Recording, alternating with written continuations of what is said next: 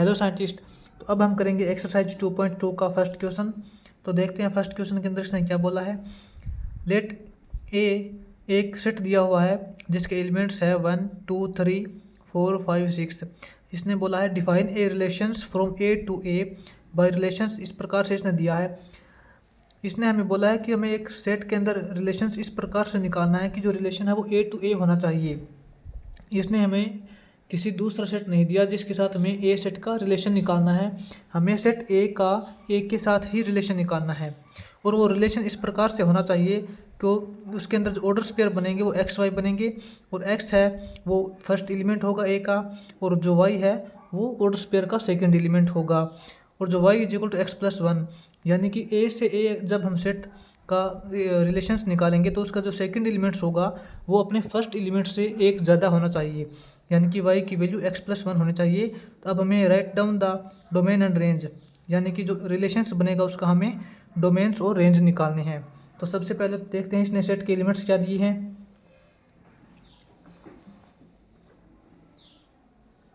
Set ए के जो element है वो है 1 2 3 4 5 6।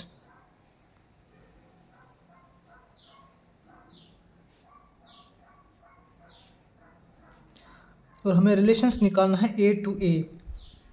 जो रिलेशंस है वो इस प्रकार से दिया है। ए टू ए जो ऑर्डर पेयर बनेंगे उसके ऑर्डर पेयर के जो एलिमेंट होंगे एक्स और वाई वो इस प्रकार होने चाहिए। y is equal to x plus one. इस प्रकार से जो ऑर्डर पेयर होने चाहिए। हम मान लेते हैं कि हमारे पास जो दूसरा सेट है वो भी ए ही है, यानी कि ए का ए के साथ ही हमें रिलेशंस निकालना है। किस प्रकार करेंगे। क्वेश्चंस को आसान करने के लिए हम एक दूसरा सेट भी ले लेते हैं। 1 2 3 4 5 6 यही सेट है, यही सेट ए है और इस सेट का हमें इसी सेट यानी कि ए सेट का खुद के एलिमेंट्स के साथ ही हमें रिलेशंस बनाना है। इस प्रकार से बनाना है कि जो उसका सेकंड एलिमेंट्स है वो अपने फर्स्ट एलिमेंट से एक ज़्यादा होना चाहिए। तो साइंटिस्ट यहाँ पर अगर हम x की वैल्यू 1 लिखेंगे तो यहाँ पे y की जो वैल्यू है वो x प्लस वन, यानी कि x से एक ज़्यादा आनी चाहिए। तो y की वैल्यू यहाँ से 2 आ जाएगी। x की वैल्यू अगर हम 2 पुट करेंगे तो y की वैल्यू यहाँ पे x प्लस वन एक ज़्यादा करना है तो यहाँ पे 3 आ जाएगी। अगर x की वैल्यू इसी प्रकार अगर हम 3 पुट करेंगे तो y की वैल्यू 4 आ जाएगी। x की वैल्यू 4 पुट करेंगे y की वैल्यू 5 आ जाएगी। x की वैल्यू 5 पुट करेंगे y की वैल्यू 6 आ जाएगी। x की वैल्यू 6 y की वैल्यू 7। बस यहाँ तक इसने 6 तक ही एलिमेंट्स दिए हैं। अब हमें इनके ऑर्डर पेयर बनाने हैं। तो इसका जो ए टू ए यानी कि ए इंटू ए जो रिलेशंस बना है वो इस प्रकार से बना है। ऑर्डर पेयर 1 और 2 का ऑर्डर पेयर हो गया, 1 और 2 का ऑर्डर पेयर हो गया, 2 और 3 का ऑर्डर पेयर हो गया, उसके बाद 3 और 4 का पेयर हो गया, 3 और 4 का ऑर्डर पेयर हो गया, 4 और 5 का हो गया ऑर्डर पेयर। इसी प्रकार फिर 5 और 6 का हो जाएगा। ये लास्ट वाला नहीं लेंगे हम, क्योंकि x की वैल्यू हम 6 रखने के बाद y की वैल्यू 7 आएगी, जो 7 इस एलिमेंट्स 7 एक एलिमेंट्स नहीं है। यहाँ तक ही इसका रिलेशंस बनेगा। अब हम यहाँ पे देखेंगे इसके domain and range of R. Domain, सबसे पहले तो हमें साइंटिस्ट ये पता होना चाहिए कि डोमेन एंड रेंज क्या होते हैं। डोमेन होता है कि जब हम किसी भी सेट्स का दूसरे सेट्स के साथ रिलेशंस निकालते हैं तो रिलेशंस निकालते टाइम हम इनपुट वैल्यू क्या डालते हैं और आउटपुट हमें क्या मिलता है। जो भी हम रिलेशंस निकालने के लिए जो भी वैल्यू हम इनपुट के लिए डालते हैं उसको डोमेन्स बोलते हैं। जैसे कि यहाँ पे हमने रिलेशंस निकालने के लिए इनपुट वैल्यू क्या ली थी, ये वाली इसकी डोमेन है, क्योंकि ये हमने इनपुट ली थी और ये हमें आउटपुट मिला था। आउटपुट किस प्रकार मिला था हमें, हमने x की जो भी एलिमेंट्स डाले थे उसके अंदर हमने एक प्लस किया तो हमें आउटपुट मिला y is equal to x plus one.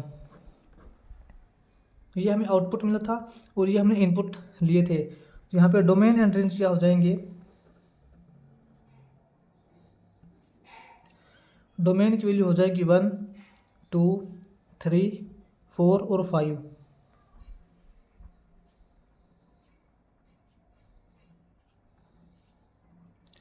और जो रेंज हो जाएगी, रेंज क्या होगी, जब हमने रिलेशंस निकालने के लिए x की जगह 1 डाला तो y की वैल्यू क्या आएगी, x+1 यानी कि 2 आ जाएगी। इसी प्रकार 3, 4, 5 और 6।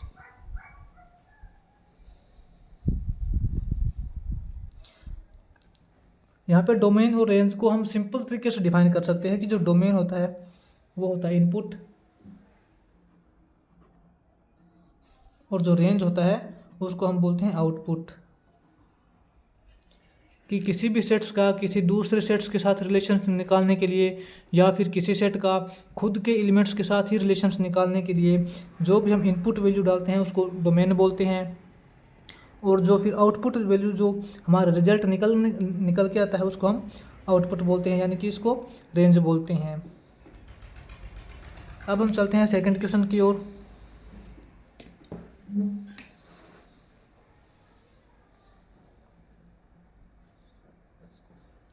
देखते हैं सेकंड क्वेश्चन में इसने क्या बोला है।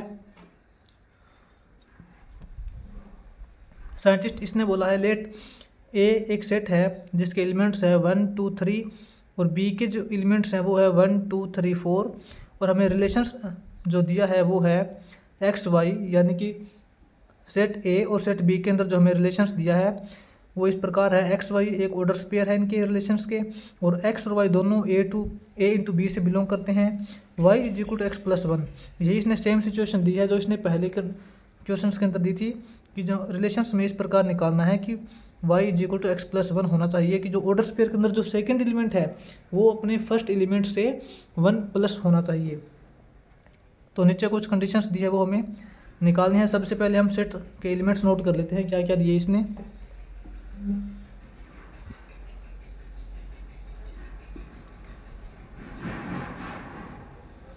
सेट ए के जो एलिमेंट्स है साइंटिस्ट वो है 1, 2, 3,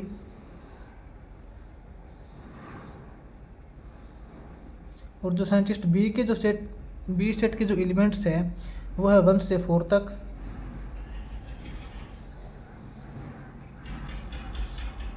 और रिलेशंस जो इसने दिया है साइंटिस्ट वो है एक्स और वाई। मतलब सेट ए का और बी का जब रिलेशंस करते टाइम ये ऑर्डर स्पेयर बनेंगे, वो ऑर्डर स्पेयर के जो एलिमेंट्स हैं वो एक्स वाई की फॉर्म में इसने दिए हैं, और एक्स और वाई दोनों बिलोंग करते हैं ए इंटू बी से, यानी कि ए इंटू बी ऑर्डर स्पेयर बनेंगे सेट ए और बी के साथ। तो जो ऑर्डर स्पेयर यानी कि ए इंटू बी कार्टेशियन प्रोडक्ट की फॉर्म में जो एक नया सेट बनेगा उसके एलिमेंट्स होंगे एक्स और वाई, और y is equal to x+1 होना चाहिए। तो साइंटिस्ट सबसे पहले तो हम a इंटू बी निकालते हैं किस प्रकार से निकलेगा, रिलेशनशिप का किस प्रकार से निकलेगा अकॉर्डिंग टू कंडीशंस। हम यहाँ पे निकालेंगे a इंटू बी।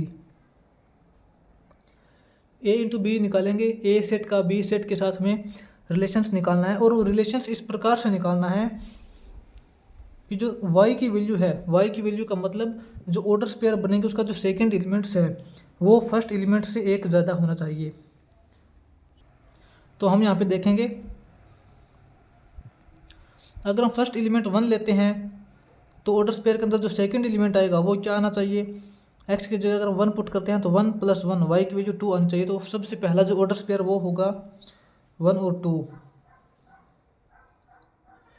तो साइंटिस्ट एक बार हम a इंटू बी निकाल लेते हैं, क्योंकि नीचे इसने 4 कंडीशंस दी हैं, चारों कंडीशंस को हम अलग अलग तरीके से सॉल्व करेंगे। तो सबसे पहले हम a इंटू बी निकाल लेते हैं, a और b क्या है, यानी कि a इंटू बी क्या है। तो यहाँ पर साइंटिस्ट सबसे पहले हम a इंटू बी निकालेंगे, यानी कि सेट a के रिलेशंस निकालने हैं हमें सेट बी के एलिमेंट्स के सभी एलिमेंट्स के साथ।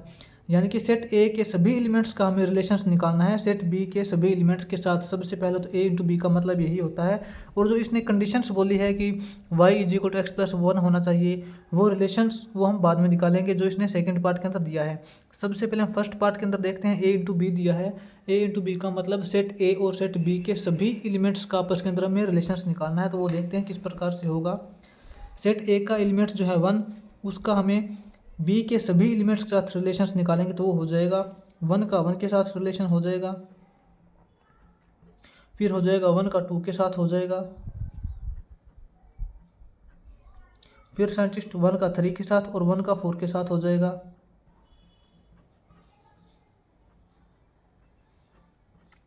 उसके बाद साइंटिस्ट 2 का हो जाएगा इन सभी के साथ।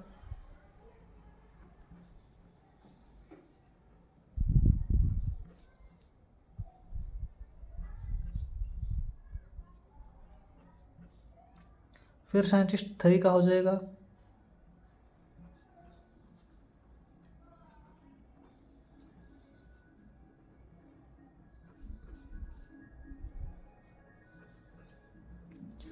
ये साइंटिस्ट हमने ए इंटू बी निकाल दिया, यानी कि सेट ए के सभी एलिमेंट्स का रिलेशंस निकाल दिया सेट बी के सभी एलिमेंट्स के साथ। ये हो गया ए इंटू बी। अब हम देखते हैं इसका सेकंड पार्ट इसने क्या बोला है। सेकंड पार्ट में इसने बोला है write R in roster form. जो हमें क्वेश्चंस के अंदर कंडीशंस दी है उसके अकॉर्डिंग हमें रिलेशंस निकालना है। ये तो ए इंटू बी, ये तो रिलेशंस था ऑल पॉसिबल रिलेशन, जितने भी रिलेशंस हो सकते हैं ए और बी के अंदर, टोटल पॉसिबल जो रिलेशंस हो सकते हैं, ऑर्डर पेयर हो सकते हैं, वो ये है।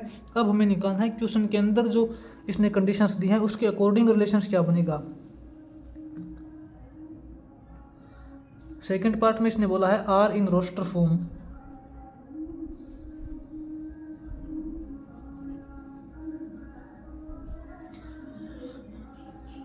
जो इसका आर निकालेंगे साइंटिस्ट वो हो जाएगा आर। इसने क्या बोला है, इसने बोला है कि एक्स और वाई जो ऑर्डर पेयर बनेंगे ए इंटू बी के, वो इस प्रकार से होना चाहिए कि Y is equal to x plus one. जो वाई की वैल्यू यानी कि ऑर्डर पेयर के अंदर जो सेकंड एलिमेंट्स बनेगा वो फर्स्ट एलिमेंट से 1 प्लस होना चाहिए। तो अगर हम यहाँ पे देखते हैं ऑर्डर पेयर, जो फर्स्ट ऑर्डर पेयर है रिलेशंस का वो 1 1 है। ये तो कंडीशन सेटिस्फाई नहीं करता है क्योंकि फर्स्ट एलिमेंट भी 1 है और सेकंड एलिमेंट भी 1 है। अब सेकंड ऑर्डर पेयर देखते हैं, एक्स की वैल्यू 1 है तो वाई की वैल्यू एक्स प्लस वन, यानी कि इससे एक ज़्यादा है। तो इसका जो ऑर्डर पेयर बनेगा 1 और 2 हो जाएगा एक। तो उसके बाद साइंटिस्ट 1 और 3 का नहीं बन सकता क्योंकि एक्स की वैल्यू अगर 1 लेंगे तो वाई की वैल्यू 3 आ जाएगी यहाँ पे, जो कि एक्स प्लस वन नहीं है। यहाँ पे एक्स और वाई के अंदर 2 का डिफरेंस है, ये भी नहीं हो सकता। 2 1 भी नहीं हो सकता क्योंकि एक्स की वैल्यू 1 है लेकिन वाई की वैल्यू एक्स से एक ज़्यादा होनी चाहिए। उसके बाद साइंटिस्ट ये 2 और 3 हो सकता है। जब हम x की वैल्यू 2 लेंगे तो y की वैल्यू 3 हो जाएगी क्योंकि x प्लस 1 करने के बाद y की वैल्यू एक ज़्यादा हो जाएगी। तो 2 और 3 हो गया। उसके बाद साइंटिस्ट 2 और 4 नहीं हो सकते, 3 और 1 नहीं हो सकते, 3 और 2 भी नहीं हो सकते क्योंकि इसके अंदर x की वैल्यू एक ज़्यादा चल रही है। लेकिन अकॉर्डिंग टू कंडीशन इसने बोला है कि y की वैल्यू x से एक ज़्यादा होनी चाहिए। तो लास्ट में हो जाएगा साइंटिस्ट 3 और 4, 3 और 4। इस प्रकार से रोस्टर फॉर्म के अंदर हमने इसको राइट कर दिया। थर्ड पार्ट के अंदर इसने बोला है scientist write domain and range of are.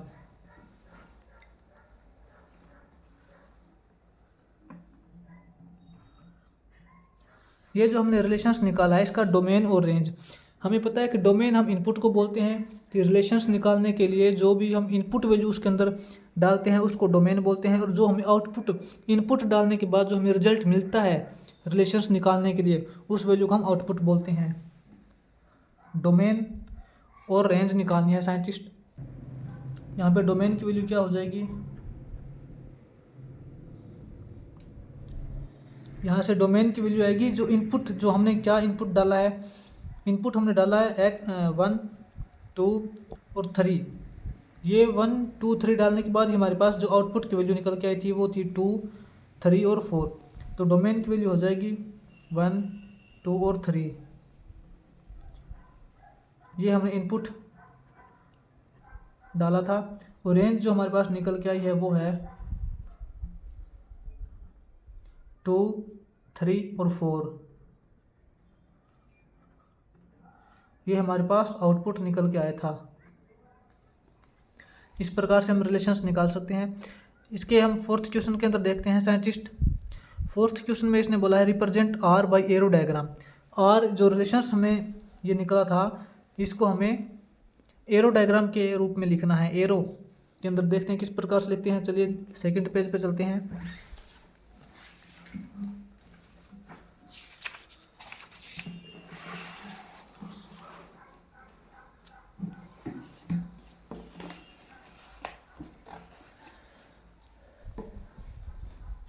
Fourth part के अंदर इसने बोला है scientist represent R by arrow diagram.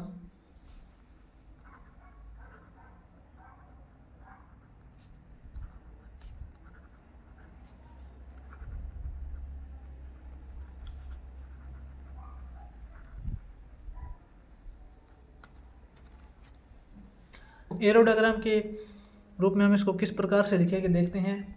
तो सबसे पहले तो हमें आर का पता होना चाहिए कि रिलेशंस किस प्रकार का है।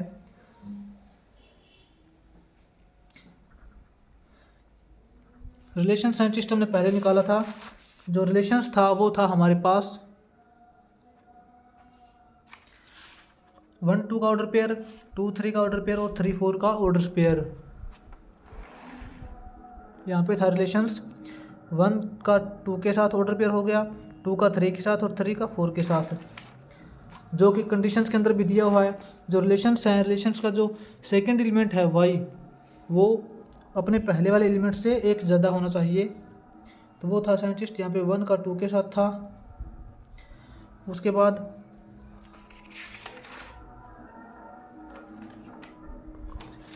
2 का 3 के साथ था और 3 का 4 के साथ था। ये हमारे पास रिलेशंस निकल के आया था और इसको हमें एरो डायग्राम के अंदर लिखना है। एरो डायग्राम यानी कि